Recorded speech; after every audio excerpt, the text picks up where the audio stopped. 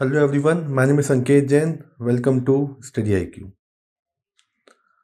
आज हम psychology 2021 paper का जो पेपर 2 है हमारा उसका एक बार हम ट्रेंड देखेंगे कि कैसे कैसे उसमें जो क्वेश्चन आए हुए थे और उसी तरह के क्वेश्चन कैसे फिर से हम प्रीवियस ईयर क्वेश्चन देखेंगे किसी की क्या पैटर्न पे PYQ पूछे हुए हैं लास्ट ईयर और कैसे अगर आप उनको फॉलो करेंगे तो उसी बेसिस पर आप इस साल के पेपर को देख सकते थे और आपको आगे भी उन्हीं को ही फॉलो करते हुए चलना है ताकि आप अपना परफॉर्मेंस बेटर कर सको।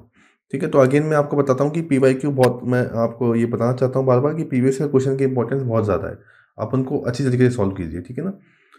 तो पहला क्वेश्चन देखते हैं। Discuss the psychological test used for the selection of defence personnel. ठीक है, पेपर 2 मिलिट्री साइकोलॉजी का ये क्वेश्चन है।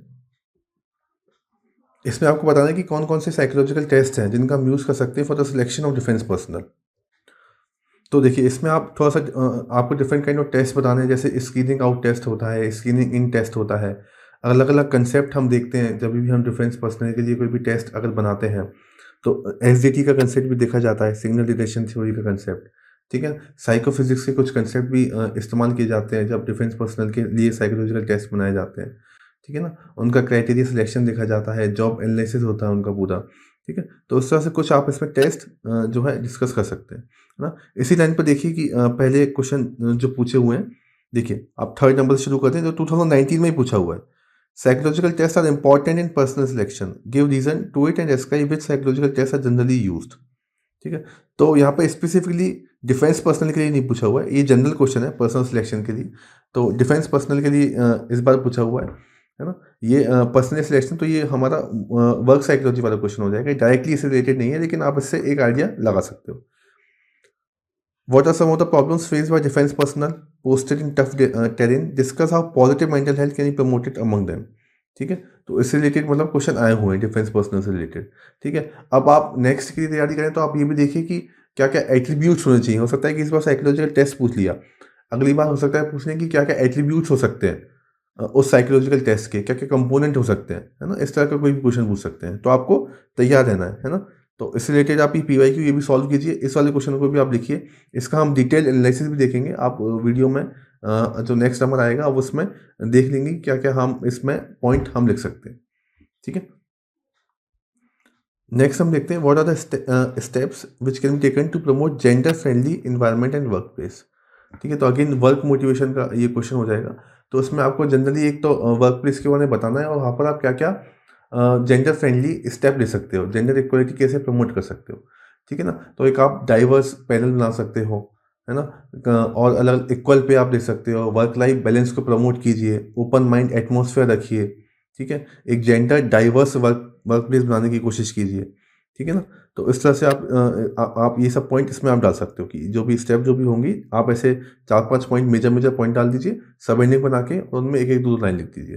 ठीक है ना, तो इस तरह के पूछे what lessons can be drawn from psychological research to promote gender equality in the work place. ठीक है, ऑलमोस्ट सिमिलर क्वेश्चन है, gender equality in work place के बारे में पूछ लिया और पूछ चुके हैं ऑलरेडी।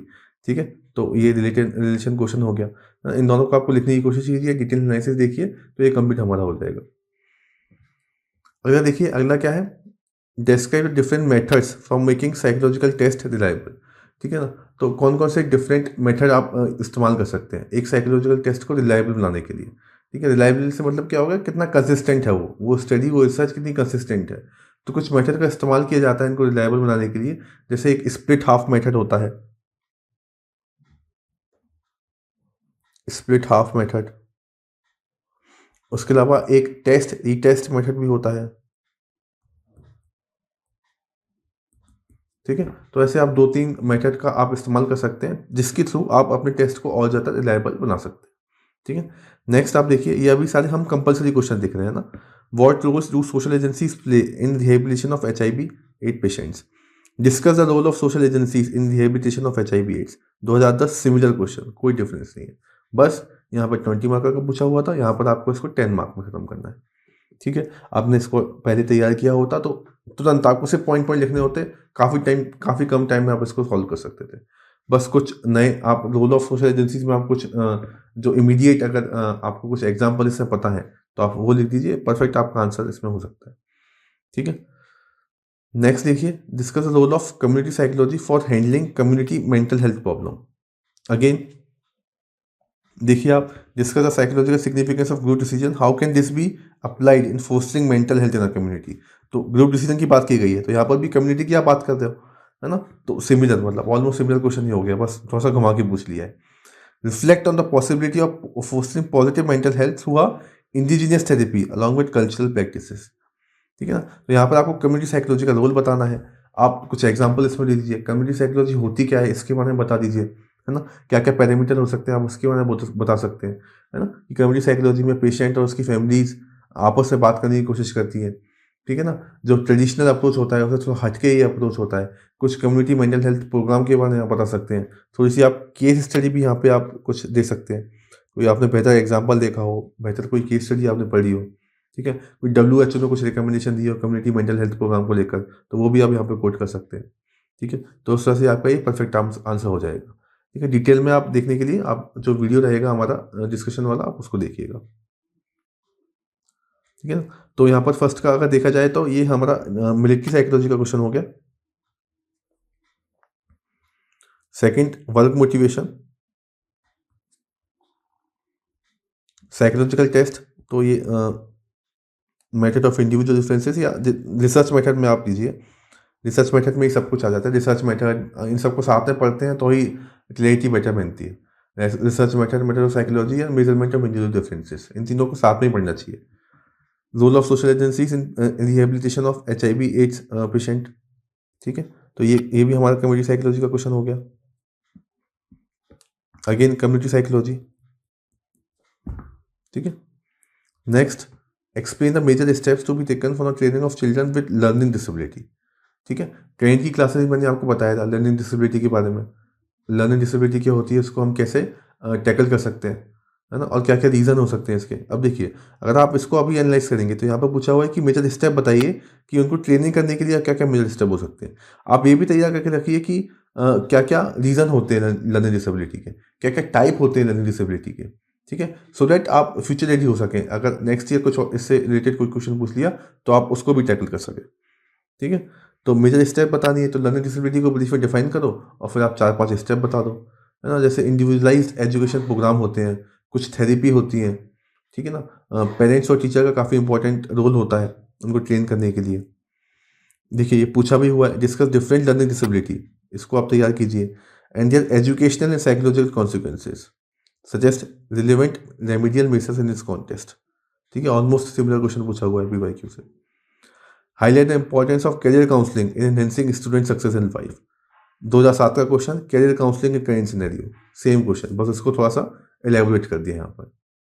ठीक है। तो करियर काउंसलिंग में आप 4-5 पॉइंट बता दीजिए कि क्या क्या है, किस तरह से हेल्प करते हैं आपको, है ना। Like you can gain right skill with the help of a career counsellor, you can pick up a right career with the help of career counsellor. Okay. Next हम देखते हैं, why is group decision making important for social change, what errors and biases occur during the process of group decision making. अब देखिए, अब ये 2 part में पूछा हुआ है। पहले तो आपको ग्रुप डिसीजन मेकिंग बताना है और वो इंपॉर्टेंट क्यों है सोशल चेंज के लिए। ये वाला पार्ट अगर आप स्मरक एंड कम्युनिटी साइकोलॉजी पढ़ेंगे तो वहाँ से आप इसको आराम से कर सकते हैं। इसको बताने में थोड़ी सी मुश्किल हो सकती है कि what errors and biases occur, क्या क्या एरर एंड बायसेस आते हैं। तो इसमें हो सकता है कि आप थोड़ा सा एक जनरल अप्रोच लिख दें, तो उससे कॉन्क्रीट साइकोलॉजिकल कीवर्ड्स को आप ना लिख पाएँ। तो ये at the time of giving the exam थोड़ा सा मुश्किल हो सकता है ये वाला पार्ट। तो इसको हम थोड़ा सा एक डिफिकल्ट वाली कैटेगरी में डालेंगे इस वाले क्वेश्चन को। ठीक है ना। तो इसमें मतलब कुछ होती हैं तरीके, जैसे प्रोक्रास्टिनेशन एक एरर आ जाती है इसमें, है ना। और भी डिनाइंग रिस्पॉन्सिबिलिटी एक इशू होता है ग्रुप डिसीजन में, है ना। ट्राइबलाइजेशन एक इशू होता है, कॉग्निटिव लिमिटेशन होती है काफ़ी सारी। तो वो हम देखेंगे डिटेल में जब हम डिस्कशन करेंगे। तो ये थोड़ा सा डिफिकल्ट लेवल का हो जाएगा ये क्वेश्चन। पहला पार्ट ईजिली हो सकता है, सेकंड पार्ट में थोड़ी सी मुश्किल आपको आ सकती है। ठीक है। थर्ड देखिए, थर्ड का एक क्वेश्चन देखेंगे, what are the different type of psychological test for personality assessment. Personality assessment के लिए क्या क्या हम साइकोलॉजिकल टेस्ट का इस्तेमाल कर सकते हैं। तो अगेन ये इसको आप पर्सनैलिटी में ही पढ़ते हैं, है ना। और थोड़ा सा हम रिसर्च मेथड वाले जो चैप्टर है, मेजरमेंट ऑफ इंडिविजुअल डिफरेंसेस, उसमें भी हम अलग अलग टाइप के टेस्ट देखते हैं, है ना। प्रोजेक्टिव टेक्निक्स होती हैं, बिहेवियरल एनालिसिस होता है, MMPI, Eysenck personality questionnaire, EPQ, MMPI। ठीक है। तो अलग अलग तरीके के पर्सनैलिटी टेस्ट होते हैं, प्रोजेक्टिव टेस्ट होते हैं, है ना। तो उनके बारे में आपको देखना है, ठीक है। तो बस आप 4-5 नाम लिख दीजिए, उनको थोड़ा सा डिफाइन कर दीजिए, थोड़ा सा एग्जाम्पल लिख दीजिए, है ना। तो हर बार पहले क्या होता था, मतलब जैसे लास्ट ईयर भी आप देखेंगे तो लास्ट ईयर भी कुछ टेस्ट के बारे में पूछ लिया था, ठीक है। जैसे रॉस्टेस इंक ब्लॉट टेस्ट के बारे में पूछा हुआ था, तो इस बार इन्होंने जनरल पूछ लिया कि what are different type of psychological test. कोई एक टेस्ट के बारे में नहीं पूछा। तो इसको आपको अब जैसे अगर आप तैयारी कर रहे हैं नेक्स्ट ईयर के लिए, तो आप सारे के सारे जितने भी साइकोलॉजिकल टेस्ट होते हैं उन सब के बारे में आप अच्छे से पढ़िए, है ना। सबको लेकर आप एक शॉर्ट नोट तैयार करके रखिए।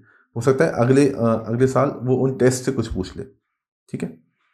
अगला देखते हैं, what are the main tenets of cognitive therapy. तो थेरेपेटिकल अप्रोच में आप देखेंगे साइकोएनालिटिकल थेरेपी से आपको इसको डिफ्रेंशिएट करना है, ठीक है। तो कॉग्निटिव थेरेपी काफ़ी अच्छे से दे रखी है उसमें, आप उसके अंदर बताइए, ठीक है। बैक का एक कॉन्क्रीट मॉडल भी आप बना सकते हैं, छोटा सा डायग्राम, ठीक है ना। और उसको आपको डिफरेंट पैरामीटर्स से कंपेयर करना है साइकोएनालिटिकल थ्योरी तक, ठीक है ना। तो जैसे आप इससे में पी वाई की भी देखिए, explain the assumptions underlying cognitive therapy. तो अगर आपने ये किया होगा तो पहला वाला पार्ट आप आराम से कर सकते हैं। Critically comment on it's utility, है ना। पहला वाला पार्ट से देख लिया, अब इससे रिलेट हो जाएगा आपका, है ना। Elucidate the learning principle underlining behavioural therapy, examining the relative efficacy of cognitive therapy and behavioural therapy in helping student overcome anxiety. तो उसमें कॉग्निटिव थेरेपी और बिहेवियरल थेरेपी के बारे में पूछा हुआ है। इस बार उन्होंने इसको साइको एनालिटिकल थेरेपी से पूछ लिया रिलेट करके, ठीक है। तो समवॉट सिमिलर है, बस ये जो कॉग्निटिव थेरेपी वाला पार्ट है वो तो आप इसी से कर सकते हैं, ठीक है। Next is prejudice inevitable. Technique बताइए कि कैसे हम कास्ट प्रेजुडिस को हैंडल कर सकते हैं। Similar question, psychological strategies to handle prejudice. तो वही स्ट्रेटजीज आप इसमें बताएंगे, है ना, वो करने के लिए, कम करने के लिए उसको, ठीक है। तो लगभग जैसे कॉन्टैक्ट हाइपोथेसिस हो गया, सुपर ऑर्डिनेट गोल का बना देना, मॉडलिंग इन्फ्लुएंसेस, ठीक है। सेल्फ काउंटर कंडीशनिंग भी एक तरीका होता है, जिससे हम कास्ट प्रेजुडिस को कम कर सकते हैं। एक तो आप उसमें एग्जाम्पल दीजिए और उसमें ही फिनिश हो गया आंसर, ठीक है। नेक्स्ट फोर्थ वाला देखिए, how does power in organisation tend to concentrate in the hands of the few person, discuss the tactics, ठीक है। तो क्या क्या टैक्टिक्स इस्तेमाल की जाती है ना। कोलिएशन एक तरीका होता है, वर्क साइकोलॉजी का क्वेश्चन है ये, है ना। ऑर्गेनाइजेशन बिहेवियर में आ जाएगा ये। तो टैक्टिक्स क्या क्या इस्तेमाल करते हैं ना। मेंटरिंग की एक टैक्टिक होती है जो हम एनालिसिस करेंगे, डिस्कशन करेंगे, उसमें हम बताऊंगा मैं आपको। कोलिएशन एक तरीका होता है, ठीक है। तो ये थोड़ा सा इसमें आपको तरीके बताने में, जो डिस्कस करने में टैक्टिक्स को, थोड़ी सी इसमें डिफिकल्टी आ सकती है, तो इसको भी हम थोड़ा सा डिफिकल्ट वाली कैटेगरी में ही रखेंगे, ठीक है ना। क्योंकि थोड़ा सा मुश्किल हो सकता है टैक्टिक्स बताने में। Power in organisation tend to concentrate, ये आपको इसको आप बता दोगे, कंटेक्स्ट आप बता दोगे क्वेश्चन का, लेकिन इन टैक्टिक्स को डिस्कस करने में थोड़ी सी इशू आ सकती है ऑन द स्पॉट जब आप एग्जाम दे रहे हैं तो। सिमिलर क्वेश्चन इससे भी लेके पूछा हुआ है कि what basis of power are used by successful leaders to exercise influence within organisation. इसमें भी इन्फ्लुएंस की बात की गई है, इसमें भी लगभग बात तो वही कर रहे हैं इन्फ्लुएंस की, उसको अलग तरीके से बोल दिया हुआ है, ठीक है। नेक्स्ट देखते हैं, doubt about the strategies for motivating students belonging to disadvantage group for their development, है ना। तो डिसएडवांटेज ग्रुप जो होते हैं लोग, उनको हम कैसे मोटिवेट कर सकते हैं, ठीक है ना। तो अलग अलग रिसर्चर्स जैसे AK सिंह हो गया, काफ़ी इंडियन रिसर्चर्स ने इसके बारे में काफ़ी बात की है। चैटर्जी ने भी बताया है इसके बारे में, अलग अलग इंटरवेंशन बताए हैं, ठीक है। आनंद लक्ष्मी एक है, उन्होंने भी काफ़ी सारे इंटरवेंशन प्रोग्राम बताए हैं, है ना। संदीप एंड पुष्पा करके हैं इंडियन साइकोलॉजिस्ट, उन्होंने भी काफ़ी सारे तरीके बताए हैं जिससे हम डिसएडवांटेज ग्रुप को मोटिवेट कर सकते हैं। सिमिलर क्वेश्चन ऑलरेडी पूछा जा चुका है 2007 में, educating and motivating disadvantage group towards development. Same question, कुछ भी अलग नहीं है, इसमें भी आप यही लिखेंगे, इसमें भी आप यही लिखेंगे, कंटेंट एक ही जाएगा, बस घुमा फिरा के पूछ लिया हुआ है, ठीक है। तो सिमिलर मतलब 8 से 10 क्वेश्चन तो वैसे के वैसे ही पूछ लिए, PYQ से सिंपल उठा के, लैंग्वेज चेंज करके। Describe the different type of anxiety disorder, what are the behavioural approaches to treat patient, है ना। तो ये सिंपल क्वेश्चन है, आपको अलग अलग तरीके के एंजाइटी डिसऑर्डर बताने हैं, है ना। तो इसमें आप चार पांच बता दीजिए। पैनिक हो गया, PTSD हो गया, OCD हो गया, जनरलाइज्ड एंजाइटी डिसऑर्डर हो गया, फोबिया डिसऑर्डर हो गया, ठीक है। और उसमें आप उसको कैसे कैसे ट्रीट कर सकते हैं वो आप बता दीजिए। तो कॉग्निटिव बिहेवियरल थेरेपी के बारे में बता सकते हो ट्रीटमेंट में आप जब बताओगे, ठीक है ना। एक एक्सपोजर थेरेपी भी होती है, उसके बारे में भी आप बता सकते हो, एक्सपोजर थेरेपी, ठीक है। सिस्टमेटिक डिसेंसिटाइजेशन एक तरीका होता है, उसके बारे में भी आप बात कर सकते हो, ठीक है ना। पूछे भी हुए इस तरह से question, how does schizophrenia disorder different from anxiety disorder, ठीक है। तो ये सारे क्वेश्चन को आपको तैयार करके रखना है, इन सबके आप मॉडल आंसर बनाइए, खुद लिखने की कोशिश कीजिए के ऊपर। ठीक है। सेक्शन बी में देखिए आप, explain the factors affecting work motivation within the work organisation in India. तो वर्क साइकोलॉजी का क्वेश्चन हो गया है हमारा, और ऑर्गेनाइजेशन बिहेवियर का। ठीक है, सिंपल क्वेश्चन है, इसको आप कर सकते हैं। आपको फैक्टर्स बताने हैं और क्या क्या फैक्टर्स अफेक्ट करते हैं, हाइजीनिक फैक्टर्स, मोटिवेटिंग फैक्टर्स, ये आप फैक्टर्स बता दीजिए और एक एक दो दो लाइन लिख दीजिए उनके बारे में ब्रीफ में। What are the consequences of being a member of disadvantage group. Disadvantage group में रहने के क्या क्या कॉन्सिक्वेंसेज हो सकते हैं। Same question, point out the general psychological consequences of social and economical disadvantage group. ठीक है, इसमें सोशल भी जोड़ दिया और इकोनॉमिक डिसएडवांटेज ग्रुप बोल दिया, और इसमें जनरल एक बोल दिया कि डिसएडवांटेज ग्रुप में मेंबर बनने के क्या क्या कॉन्सिक्वेंसेज हो सकते हैं। कोई चेंज नहीं है, सेम क्वेश्चन पहले भी पूछे हुए हैं। Explain the psychological consequences of being a part of socially disadvantage group, same with the self concept, identity, motivation and achievement. यही सारे फैक्टर तो इफेक्ट होते हैं भाई, इन्हीं फैक्टर को आपको इसमें लिखना है। ठीक है, एग्जाम्पल बताइए, अगर आपने इसको इस वाले क्वेश्चन को 2012 के क्वेश्चन को किया होता तो आराम से आप इस वाले क्वेश्चन को टैकल कर सकते थे, कोई भी इशू नहीं आता। और आपकी स्पीड भी काफ़ी, आपको कुछ सोचना भी नहीं पड़ता कि बस ये चार चार पाँच पाँच पॉइंट है, लिखा और आगे बढ़े।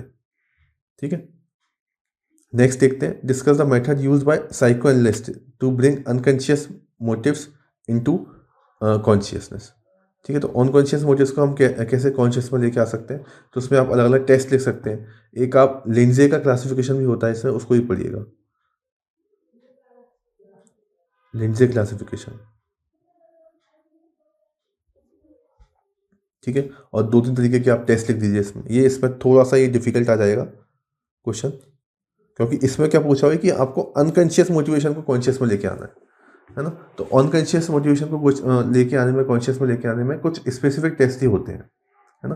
क्योंकि जो छुपी हुई चीज़ें उनको हमको लेके आना है, वो थोड़ा सा मुश्किल काम हो जाता है। तो उसमें हम कुछ स्पेसिफिक प्रोजेक्टिव टेस्ट का ही इस्तेमाल करेंगे। ठीक है, नेक्स्ट देखिए, elaborate upon the strategies for inducing pro environment behaviour. Pro environment behaviour के लिए क्या क्या आप साइकोलॉजिकल स्ट्रेटजीज का इस्तेमाल कर सकते हैं। Same question, psychological principle can be use to protect our environment. ठीक है, ये आप करेंगे तो यही बात तो आप इसमें लिखेंगे, क्या अंतर आएगा दोनों में, है ना। इससे प्रिंसिपल पूछ लिया, इसमें स्ट्रेटजीज पूछ ली। ठीक है, what you understand bye mood disorder, discuss the causes. Mood disorder क्या होते हैं, उनके कारण बताइए। सिंपल क्वेश्चन है, काफ़ी डायरेक्ट क्वेश्चन है, इसको आराम से टैकल कर सकते हैं, पूछा भी हुआ है मूड डिसऑर्डर के बारे में पहले भी। ठीक है, नेक्स्ट देखते हैं, सेल्फ फुलफिलिंग प्रोफेसी कैसे काम करती है। डायग्राम बना के आप आराम से इसको बता सकते हैं कैसे काम कर सकती है, एग्जाम्पल भी दे सकते हैं। करेंट की क्लासेस भी हमने इसको पढ़ा है, सेल्फ फुलफिलिंग प्रोफेसी कैसे कैसे काम करती है। सेकेंड पार्ट इसका क्या, describe how the gender bias is an example of self fulfilling prophecy in Indian context. तो आपको जेंडर बायस से इसको रिलेट करके बताना है। ठीक है, तो सेल्फ फुलफिलिंग प्रोफेसी बनाएंगे और जेंडर बायसनेस कैसे कैसे रिलेट कर सकती है उसको, आपको वो एक थोड़ा सा उसको एलेबोरेट करना है। ठीक है, सेम देख लीजिए पहले भी, there's a notion of self-fulfilling prophecy relating to achievement satisfactory, explain gender differences in the environment। Same वही चीज ऑलरेडी पूछी हुई है 2015 में। ठीक है, 50 मार्क का क्वेश्चन में पूछा हुआ है। elaborate on psychological intervention from improving performance in team games like hockey। ठीक है, तो स्पोर्ट्स साइकोलॉजी का क्वेश्चन आया हुआ है, तो क्या क्या तरीकों का इस्तेमाल कर सकते हैं, वो तरीके ऑलरेडी पूछे हुए हैं। Mental imagery, what role can mental imagery play in enhancing the performance of a sports person। तो ये एक तरीका हो गया इसमें। How can psychologist help sports person in enhancing their performance in the field. Same question ये पूछा हुआ है ना। तो अलग अलग टेक्निक बता दी, चार पाँच ही मैंने माइंड गेम्स करके आपको करेंट में काफ़ी सारे तरीके बता रखे हैं इसको लेकर, है ना। उसको भी आप देख सकते हैं, करेंट की क्लासेस में हमने देखा था। What you understand by psychology of advertising, again organisational behaviour work psychology से काफ़ी क्वेश्चन आए हैं इस बार। तो जो उनका उसमें एक एडवर्टाइजिंग और मार्केटिंग करके एक पोर्शन है छोटा सा, उसको आप पढ़ेंगे तो वहाँ से मतलब कम क्वेश्चन पूछते हैं, लेकिन इस बार पूछ लिया है। How can consumer awareness be enhanced through advertising. तो यही पूछा हुआ है पहले भी, देखिए 2012 में, psychological component of advertising and marketing, उसके मैंने बता दीजिए, बस हो गया हमारा काम। अगर आपने ये किया होता तो आराम से आप इसको टैकल कर सकते हो। ठीक है, नेक्स्ट 7th वाले पे आते हैं। Highlight the psychological consequences of living in high population density area. इसी से भी सिमिलर क्वेश्चन, कुछ भी चेंज नहीं है, ऑलरेडी पूछा हुआ है। शॉर्ट और बताइए, psychological consequences of population explosion and density. इसमें भी ये पूछा हुआ है, living in high population density area के क्या क्या साइकोलॉजिकल कॉन्सिक्वेंसेस होंगे। सिमिलर यहाँ पे पूछा हुआ है। सिमिलरली ये पूछा हुआ है, explain the psychological consequences of population explosion and high population density and how can you motivate people towards the small norms. कोई अंतर नहीं है, सेम क्वेश्चन। ठीक है, तो अगेन अगर आप PYQ की आप हेल्प लेकर, मतलब और इससे अच्छा बेहतर क्या हो सकता है कि ऑलरेडी मतलब आपके पास है कि क्या पूछा जाएगा, अगर आप थोड़ी सी मेहनत करें, है ना। आप 10 साल की PYQ एनालाइज कीजिए, 10 साल के अच्छे से करने के बाद आप 5 साल और चले जाइए पीछे, है ना, आप उनके भी कर सकते हैं। ठीक है, क्योंकि टॉपिक तो चेंज हो नहीं रहा है, साइकोलॉजी में जो स्टैटिक पोर्शन है वो तो वही का वही रहेगा, वो चेंज नहीं होना है। तो आप और पीछे भी और पहले के भी आप सॉल्व कर सकते हैं। Next, characteristics of entrepreneurship behaviour को आपको बताना है। How it be promoted among youth, youth में हम कैसे प्रमोट कर सकते हैं। Same question 2007, explain the characteristics of entrepreneurship behaviour. Same ये पूछा हुआ है, how can people be motivated and trend for entrepreneurship and economic development. Same, कोई भी अंतर नहीं है ना, बिल्कुल सेम क्वेश्चन पूछा हुआ है। ठीक है, तो ये हमारा एक्चुअली जो साइकोलॉजी और इकोनॉमिक डेवलपमेंट है उसमें से आ गया ये क्वेश्चन कि करेक्टरिस्टिक्स ऑफ एंटरप्रेन्योरशिप बिहेवियर करके अलग से टॉपिक है उसमें। ठीक है ना, और सेम ये जो कॉन्सिक्वेंसेज वाला जो क्वेश्चन है ये हम ऊपर देखा, ये हमारा हो जाएगा application psychology to environment and related field. उसमें psychological consequences of population explosion and ये पूरा एक सिलेबस ही है, मतलब उसका कंपोनेंट है। ठीक है ना, नेक्स्ट हम आते हैं, describe the impact of electronic media on the adolescent behaviour. ठीक है, तो सेम करेंट की क्लासेस में मैंने आपको बताया था ये, है ना। इसको काफ़ी हमने एक रिसर्च भी की थी, न्यू इंस्टाग्राम से जो इशूज आया अभी उस पर जो रिसर्च हुई है। ठीक है, पेपर 2 में application of psychology in IT and mass media में ये क्वेश्चन हो जाएगा। सिंपल क्वेश्चन है, इसमें हमें कुछ भी नहीं करना है ज़्यादा, मतलब हमें सिर्फ इसके इम्पैक्ट बताने। आप पॉजिटिव कुछ नेगेटिव दोनों बता सकते हैं। एडोलेसेंट के बिहेवियर क्या पड़ेगा, आपको मेन बिहेवियर आपको एनालाइज करना है। ठीक है ना, सेम 2008 में देखिए, how can media contribute to pro social behaviour by applying principle of psychology. ठीक है, what explanation are offered by the psychological theories about the manner in which media influences anti social behaviour. ठीक है, तो somewhat similar question, मतलब बस language घुमा फिरा के और एक दो चीज़ें चेंज कर दी हैं और वही का वही पूछा हुआ है। लास्ट सेक्शन में आते हैं पेपर 2 के, what are the forms of social conflict. Social conflict के क्या फॉर्म होते हैं, explain the method of resolution of social conflict, उनको रिजोल्व करने के तरीके बताइए। ठीक है, तो अगेन कम्युनिटी साइकोलॉजी का हमारा ये क्वेश्चन हो जाएगा। ठीक है, तो same, in light of research discuss the ways in which social conflict can be resolve. कोई चेंज नहीं है। ठीक है, explain how creation of super ordinate goal can help in resolving social conflict. ठीक है, तो मेथड में क्या हो गया, ये मेथड हो गया सुपर ऑर्डिनेट गोल। ठीक है, उसी से ही आपको आंसर मिल गया।